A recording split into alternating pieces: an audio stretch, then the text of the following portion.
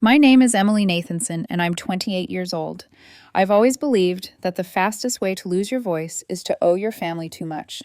I didn't realize how right I was until the night my mother made my favorite lemon chicken and cried over the mashed potatoes. Dad had set the table like we were expecting royalty. 2 candles, the good plates, Mom's linen runner pulled taut as a held breath. I should have known. In this family, a perfect table is a negotiation in disguise. Emily, sit by me, Mom said, patting the chair to her right with a tremble that wanted me to notice. Her pearls caught the kitchen light like they were choking her. I did as told, I always do, at first. We made small talk. Traffic, the new neighbors, Dad's temporary hour cuts at the plant, which had mysteriously stretched into seasonal. I watched the second candle stutter.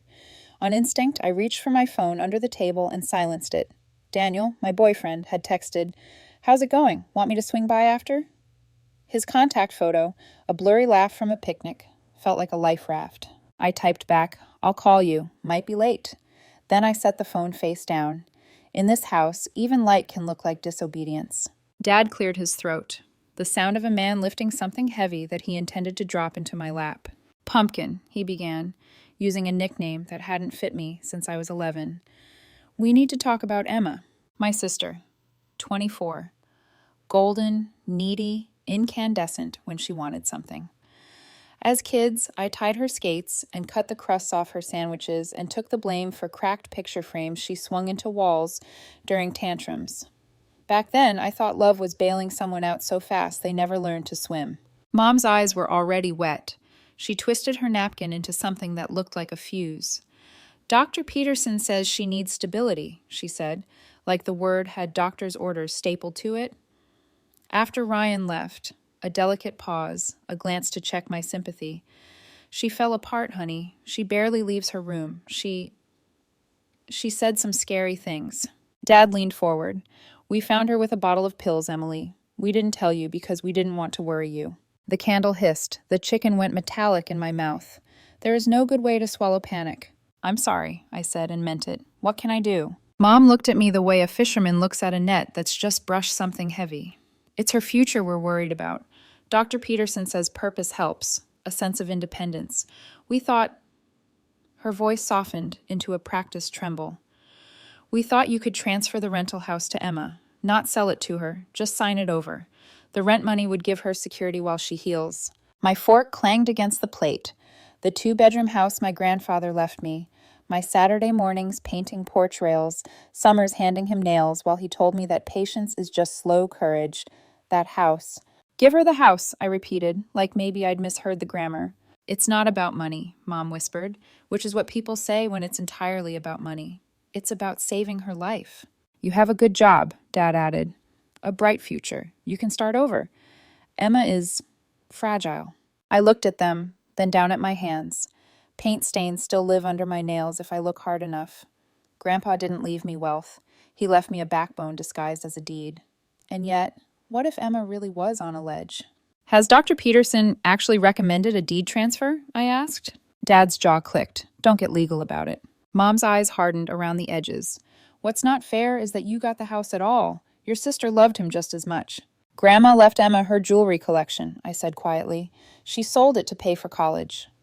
The words were neutral as the truth allows. "Small things," Dad dismissed. "Sentimental. This is stability." We spiraled. Mom cried. Dad said he was disappointed in who I'd become, the greatest hits of family coercion. When I didn't fold, the script sharpened. Selfish, materialistic, unfeeling. They didn't say ungrateful, but it floated between the candles, loosening the wax. I thought of Daniel, his steady voice the night I told him about the house, how he'd said, "Your grandpa chose you for a reason. That deed is trust on paper." He'd mentioned, offhand, that his ex-girlfriend Nina once tried to borrow a car title from her cousin to get back on her feet. He'd learned the hard way that some rescues are just a rehearsed theft. "Let me talk to Emma," I said finally. "If she needs help, I want to help. But a gift like that, it has to come from truth, not pressure." Mom flinched like I'd slapped her. "So you're saying no?" "I'm saying not tonight." She dabbed her eyes, then switched tactics with the elegance of a dancer changing partners mid-song. "Sweetie, what if something happens to her? Could you live with that? Knowing you could have prevented it?" The table tilted. Guilt has a center of gravity. I just need to hear it from her, I said. If she's that fragile, she shouldn't be managing a property. Tenants call at midnight. Pipes burst. It's stressful. Dad snorted. We can handle that. We'll manage it for her. The tiny word we dropped like a nail through the floorboards. Dinner ended with hugs that felt like contracts and a Tupperware of leftovers I didn't want. At the door, Mom kissed my cheek and murmured, "Family helps family," as if the phrase were a key that could pick any lock. Outside, the night air had teeth. I sat in my car and let the silence swear for me. My phone lit up. Daniel again. "Home?" he wrote. "I'm nearby if you want tea and a rant." I drove to his apartment because it felt like driving toward oxygen. He opened the door in socks and a t-shirt, hair damp from a shower. His place smelled like bergamot and something green. His calm was the kind that made you realize you'd been holding your breath for days. "How bad?" he asked, handing me a mug. I told him everything. The pills, the therapist, the transfer, the part where my parents decided legality was a mood. "Do you believe Emma is suicidal?" he asked, careful, not leading the witness. "I don't know," I said. "We text sometimes. She was sad about Ryan, but she posted an Instagram story last week from a hot yoga class and a smoothie place. I know people can be depressed and still do things. The story doesn't line up." He nodded. "Then step one is simple. Talk to Emma, not through anyone else. Check the reality. And Emily, no reputable therapist prescribes a deed transfer as treatment." I thought that too, I admitted. But then I think, what if I'm wrong? What if refusing to give up a $200,000 asset makes me the reason something horrible happens? Daniel set his mug down. That's not how responsibility works. If someone is truly in crisis, the solution is care. Doctors, safety planning, maybe a temporary stipend if finances are a barrier. It's not permanently transferring generational wealth because your parents are panicked. There it was again, wealth, the word I wore like a counterfeit bracelet. I grew up stretching bills and counting coins. But the house made people imagine I had vaults hidden in my ribs. "I'll text her now," I said, thumbs hovering. "Coffee? Just us? Tomorrow?" I typed. Emma replied in less than a minute. "Would love to, but bad week. Rain check?" A beat later, I watched another bubble appear. "Love you." I stared at the screen, then opened Instagram. Emma's story, posted 5 hours ago. A sunlit studio, a sweaty grin, crow pose captioned, "I'm getting stronger." Strong enough to balance on her hands, at least. "Bad week?" Daniel asked, reading my face. "Yoga this morning," I said. Maybe it's nothing. Maybe it's something. We fell into the comfortable logistics of getting out of town. The trip was already planned. 2 weeks in London to meet Daniel's parents for the first time. A thin thread of joy tugged at my ribs. If anything could clear my head, it would be the time difference and Thames wind. "Go," Daniel said, as if reading me. "We'll check in with Emma tomorrow before you fly. You'll hear it from her. We'll build a plan based on facts, not tears on china." I nodded. A plan is a small light. On the drive home, I rehearsed what I'd say to my sister. "Are you safe? What do you need today, not forever? Do you want help seeing someone?" And the question I didn't know how to wrap. "Did you ask for my house?" When I parked, the streetlight flickered. The rental keys on my ring felt heavier than my car keys. Grandpa's house isn't grand. It's honest. A porch that sags in the rain and straightens in the sun. Tenants who pay on time because I fix things when they break. A deed with my name because Grandpa saw me sanding splinters and thought, she knows how to keep wood alive. I locked my door, checked the windows, and let the questions climb into bed with me like nervous cats. Sleep came late, and when it did, it brought a dream of a house unmoored, floating down a street of open hands. In the morning, my phone pinged before my alarm. A text from Mom. "Sweetie, any thoughts? We're really worried. Time is of the essence." Followed by a photo I didn't ask for. Emma asleep on the couch, the soft fall of her hair a curated proof of fragility. I didn't reply. Instead, I called Emma. When she picked up, her voice was bright. Too bright for someone about to shatter. "Hey, sis," she chirped. "What's up?" "What's up?" I repeated, hearing my own distrust like a second voice. "Coffee today? Just us." A pause then. "Oof, today's packed. Can we do next week? Promise." "Are you okay?" I asked. "Like really okay?" Another pause, longer. "Are they still doing that?" she asked. "Saying I'm not?" My stomach dropped through the mattress of our reality, and a small, cold certainty settled where my appetite used to be. Something was off. Not just off, arranged. Let's talk, I said, before I fly. Fine, she sighed. Come by at noon, but don't tell Mom. She'll hover. I won't, I promised, and hung up, my heart tapping a countdown against my ribs. By noon, I'd know whether I was a terrible sister or someone's mark. When I pulled into my parents' driveway the next day, Emma was already waiting on the porch. Her hair was up, her nails painted a glossy coral, not exactly the look of someone too depressed to leave bed. She waved, smiling as if we were meeting for brunch, not unraveling a family crisis. Hey, sis! Sorry for yesterday, she said, jogging down the steps. Mom's been hovering like a hawk. I needed a little space. I studied her face. Clear skin, bright eyes, a small sheen of sweat that spoke of effort, not despair. You look good, I said carefully. I've been doing yoga again, she said, looping her arm through mine as we walked toward my car. It helps. We went to the corner cafe we used to sneak off to in high school. Same mismatched mugs, same chalkboard menu. The barista smiled at Emma like she was a regular. I waited until we had our coffees, hers iced with oat milk, mine black, before speaking. Mom and Dad told me you've been having a hard time. She rolled her eyes, stirring the melting ice. Oh my God, they're still on that? They said it was serious, I pressed, that you tried something. Emma froze. The straw stopped mid-spin. They actually told you that? Yes, she sighed, rubbing her forehead. Emily, I was upset one night after Ryan and I broke up. I said something dramatic, like, what's the point of anything? Mom panicked. She called Dr. Peterson, who literally told her to relax. I wasn't suicidal. I blinked. So all this about needing my rental property. What rental property? She interrupted. The one Grandpa left me. They said you needed me to sign it over, for stability. Emma stared at me, lips parted, then whispered, They said what?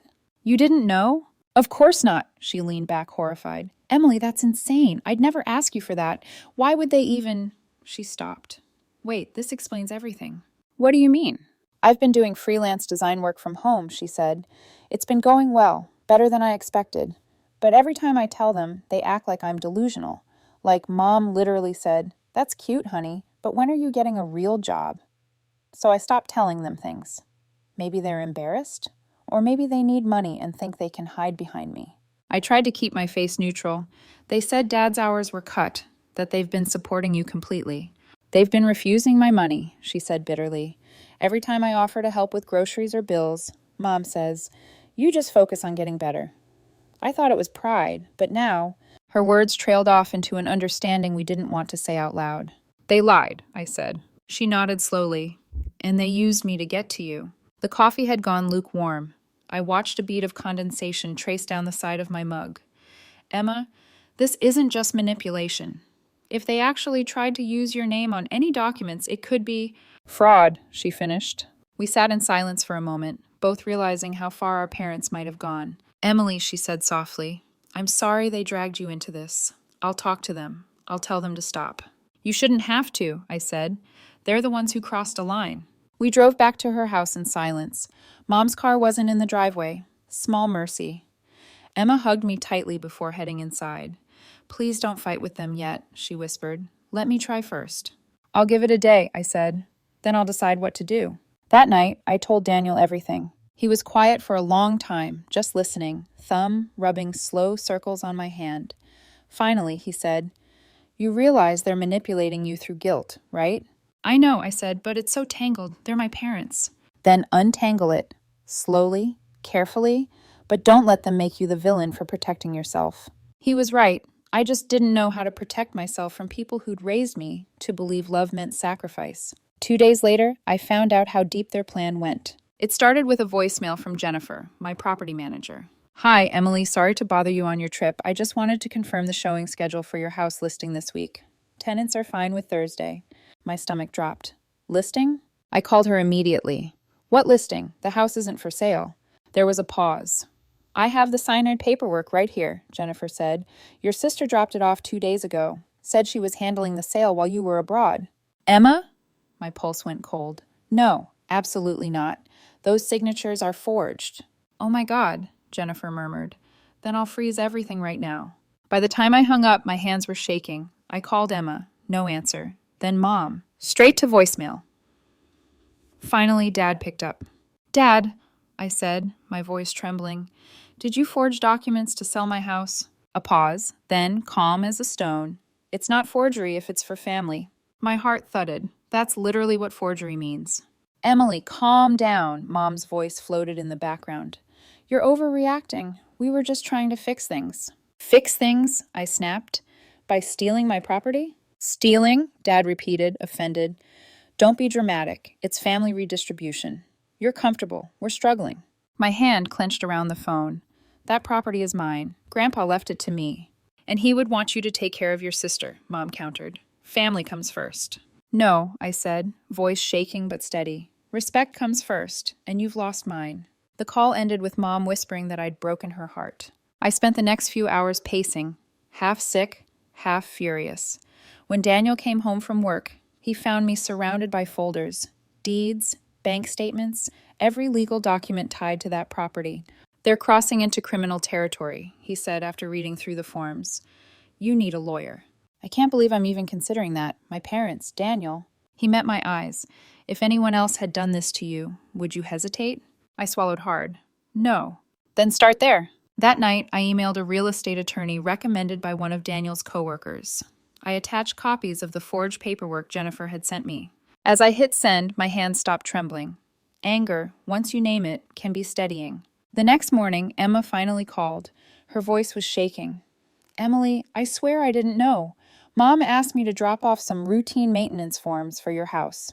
I thought it was about the plumbing issue she mentioned. She told me you'd asked her to handle it. I believe you, I said quietly. I'm so sorry, she whispered. I'll go to Jennifer's office right now and tell her the truth. Do that, I said. And Emma, from now on, don't sign anything they give you. As I hung up, Daniel's voice came from behind me. They underestimated you. Or they forgot who raised me, I said. Grandpa didn't teach me to fold. That evening, I booked the earliest flight home. I wasn't going to let my childhood house become their lifeboat, especially when they were the ones drilling holes in the floor. When I landed back in the States, jet-lagged and seething, I went straight from the airport to my apartment. Daniel met me at baggage claim, holding coffee and a quiet fury that matched my own. You ready? He asked. Not even close, I said, but let's go anyway. By noon, I was sitting across from Robert Tate, a real estate attorney with kind eyes and a voice that sounded like he'd seen everything twice. I handed him the folder, forged documents, my actual deed, the property manager's notes, and a printout of the emails between Jennifer and Emma. Robert scanned the papers slowly. They really signed your name, he murmured. And they submitted this to the property management office? That's not just unethical, that's criminal. Forgery, attempted fraud, maybe even identity theft. The words made my stomach knot, even though I already knew them. They're my parents, I said weakly. He looked up. Emily, if you'd told me a stranger did this, I'd say press charges immediately. Just because they share your DNA doesn't make it less serious. I exhaled shakily. I need to understand why. They said Dad's hours were cut, but this, it feels bigger. Robert nodded. Then we start with the finances. A forensic accountant can trace where the money's been going. If they're desperate enough to forge your name, odds are this isn't their first line crossed. I left his office with a referral, a new folder of legal forms, and the quiet certainty that my parents' struggles were deeper than I'd ever guessed.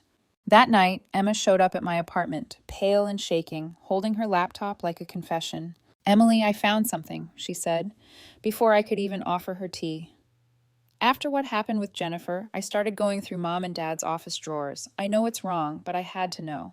What did you find? She opened a spreadsheet. My father's handwriting scanned into PDF. Lines of numbers, withdrawals, mortgage documents. They took out a second mortgage 6 months ago, she said. Look, every week, $2,000 withdrawn in cash. That's almost $50,000 in 6 months. My pulse quickened. Where is it going? She clicked another folder. Emails. Between Dad and someone named Vincent. He's been sending him money for investment opportunities. You know who Vincent is, right? My mouth went dry. Uncle Vincent, from Vegas. The one with the gambling problem, Emma said grimly. A hollow laugh escaped me. So Dad's been funding his addiction, with borrowed money, and now they're trying to sell my property to pay it back. Emma nodded, tears pooling, and they're pretending it's for my mental health. I sat down heavily. The air felt too thick to breathe. You realize this means they knew exactly what they were doing. This wasn't panic. This was premeditated. I know, she whispered. And Emily, that's not all. She scrolled to another set of documents, government filings, business tax forms. My accountant friend helped me look up the LLC I registered last year, my design business. Look at this. The business address read, Our Parents' Home. And, I asked cautiously, the income line, she pointed, 200,000 in gross revenue last year. I blinked. Emma, that's amazing. Why didn't you tell me? I tried, she said bitterly. But every time I mentioned it, Mom said I was delusional, that it was some online scam. She told me to stop embarrassing myself. And you believed her? I stopped fighting her, Emma said, voice breaking. It was easier. She was already treating me like I was fragile, broken. I didn't want to prove her right by arguing. So, while you were quietly running a six-figure business, they were pretending you were too depressed to work. Yes, and now I realize why. They needed me to look helpless, to justify stealing from you. I rubbed my temples. Jesus. We need to confront them, Emma said, together, no more hiding. The next morning, we drove to our parents' house. The air was heavy with the smell of rain and regret. Mom opened the door, eyes puffy but composed. Oh, Emily, you're back early. Cut the act, I said. We know about the second mortgage, the withdrawals, the money to Uncle Vincent. Her face went blank, then twisted. You've been spying on us? I've been protecting myself, I said, stepping inside. And Emma's been protecting herself, too. Dad appeared in the hallway, holding a mug of coffee like a shield. Girls, this isn't what you think. Emma pulled out her laptop and opened the emails, then explained these. Every transfer, every promise from Vincent about a sure thing. Dad's face turned red. He's family. He needed help. So you helped him with my inheritance? I snapped. You forged my signature to pay for a gambler's debts? Mom's voice cracked. We just wanted to keep the family together. We thought if Emma had the house, the rent could cover... Your mortgage? I interrupted. Your lies? Dad slammed his mug on the counter, coffee splashing. Don't talk to us like that. You're our daughter. Then start acting like parents, I said. For a moment, no one spoke. The house felt smaller than I remembered, the walls tighter. Emma was the one who broke the silence. I make enough money to support myself. You didn't have to lie. You didn't have to steal. Mom turned on her sharply. Oh, so now you're better than us because of your little online hobby? It's not a hobby, Emma said quietly. It's a business, a successful one. Dad scoffed. That's not real work. You don't even leave the house. Something in me snapped. Neither do con artists, I said coldly. But at least they admit what they are. Mom gasped, Emily, how dare you? Enough, I said. Here's what's going to happen. You're going to tell Vincent that the money train is over. You're going to get financial counseling. And if I find out you touch one more document with my name on it, I'll file charges. You have 48 hours. Dad's jaw twitched. You'd send your own parents to jail? You'd steal from your own daughter? I countered. We stood there in silence, the kind that rots foundations. When we finally left, Emma was crying quietly. Do you think they'll actually stop? She asked. I stared out the window at the darkening sky. No, I said. But now they know I'm not the girl who folds. That night, I called Robert and told him everything. Document it all, he said. Text messages, emails, bank records. This is far from over. He was right.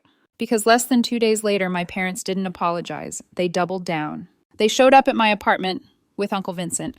They arrived just after sunset. No warning, no text.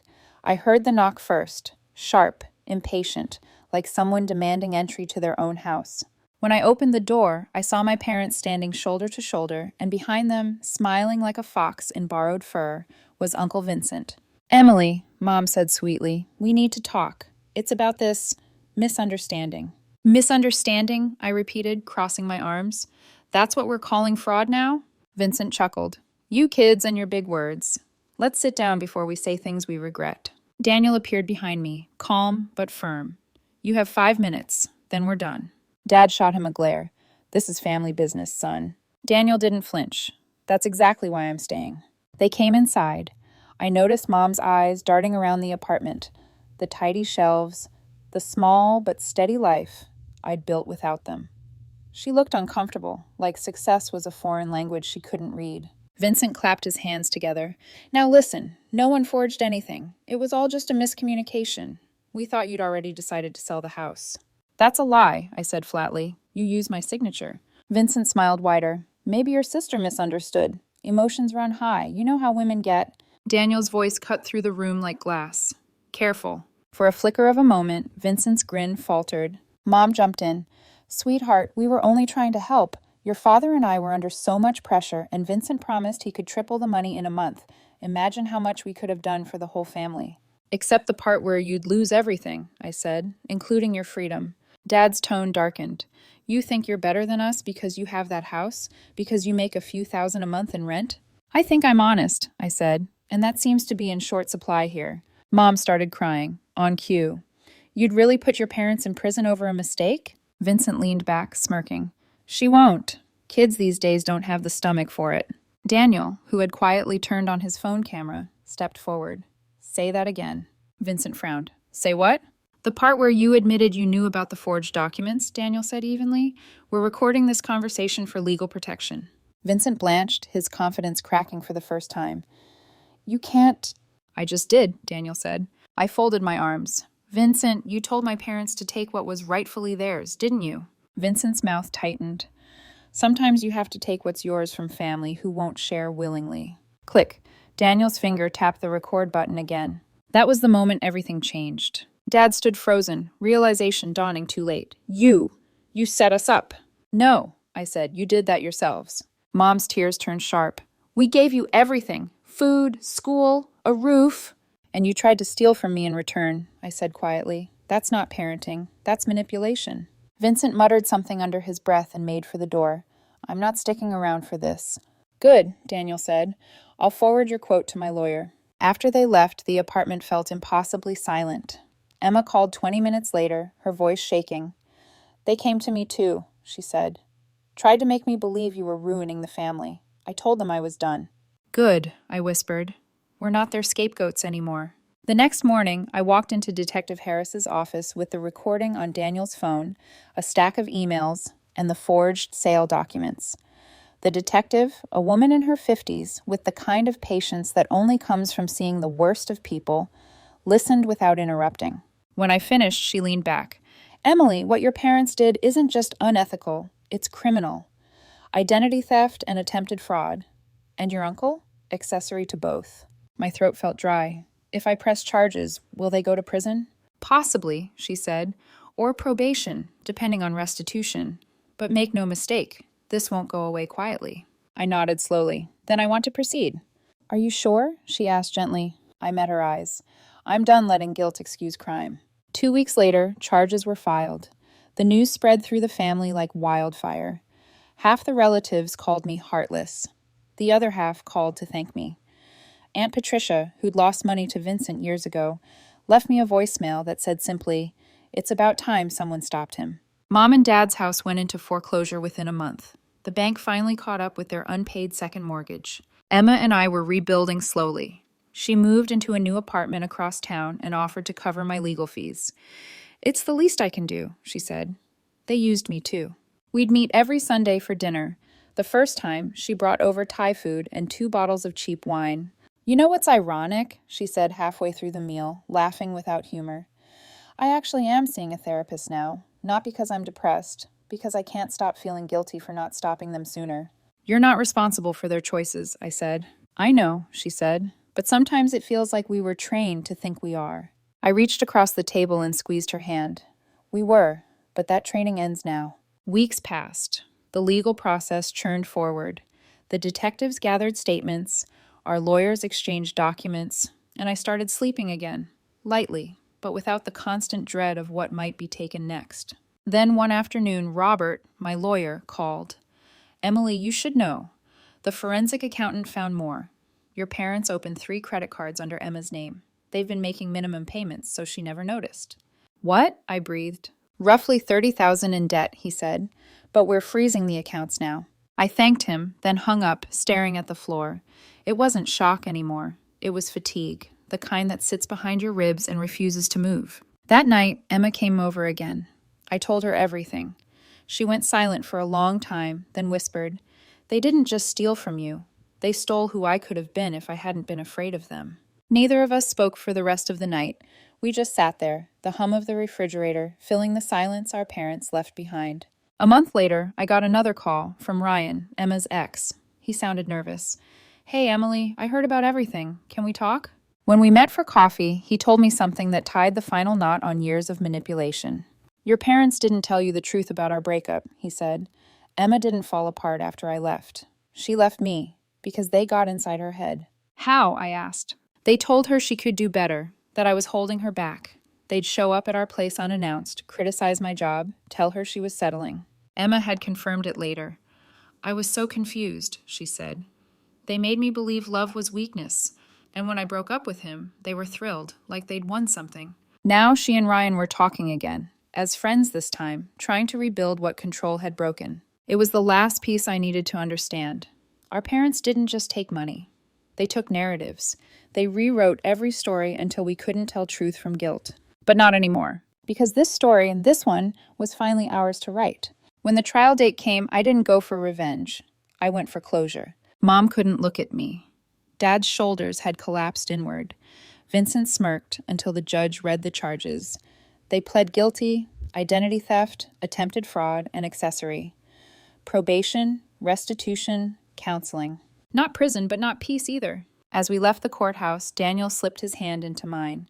You did it, he said softly. No, I said, we survived it. And for the first time in months, the word family didn't feel like a wound.